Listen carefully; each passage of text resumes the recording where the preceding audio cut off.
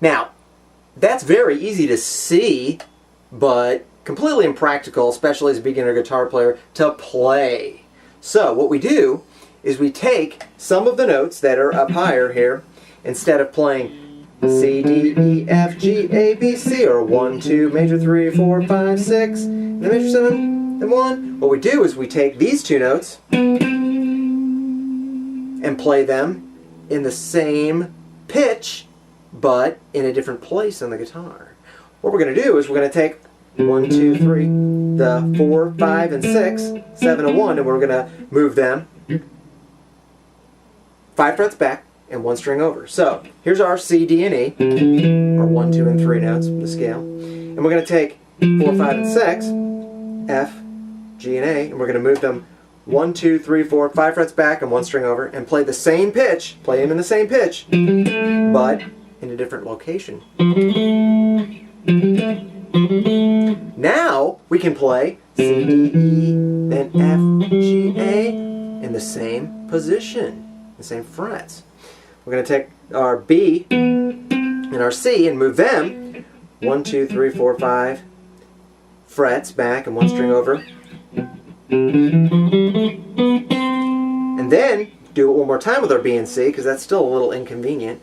1, 2, 3, 4, 5 frets back, 1 string over. And now we can play our B and C in the same position as all of the other notes. So instead of stretching it all out linearly, which is great in order to visualize the scale, but terrible in order to play it as a beginner, now we can play it all in one position. Now that particular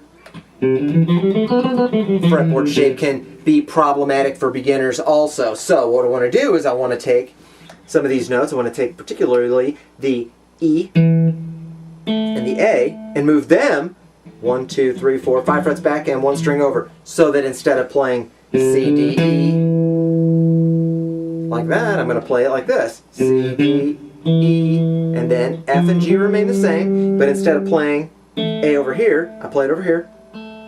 So I have C, D, E, F, G, A, and then B, C. That's a little bit easier. That's certainly achievable as a beginner guitar player. However, if I do this one more time, if I take some of those notes and I move them 5 frets back and 1 string over, I can get this D and this G and this C. I can go 1, 2, 3, 4, 5 frets back, 1 string over, and play the C, D on the open string. So instead of C, D, E, instead of C, D, E, I can play this. C, D, E. Then F, and then instead of G here, I can play it here on the open string. And then A, and then instead of B at the 4th fret of the B string, I can play that. That's the 1 string in between the G and the B, where I can play 1, 2, 3, 4 frets back and 1 string over. So instead of playing this, I can play as well as this.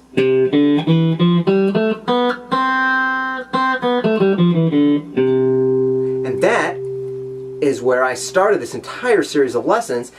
Told you that I would show you exactly how we wind up with this famous pattern for a C major scale.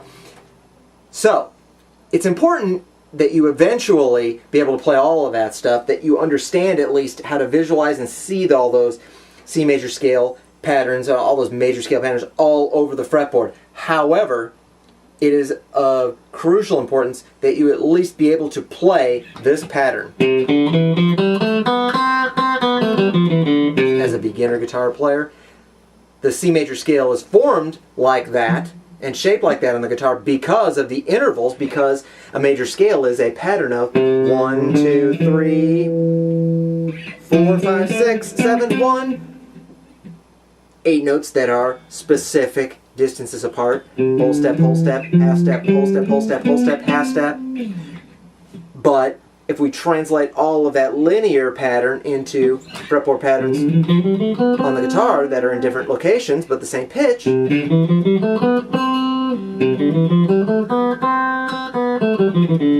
that is how we generate the C major scale.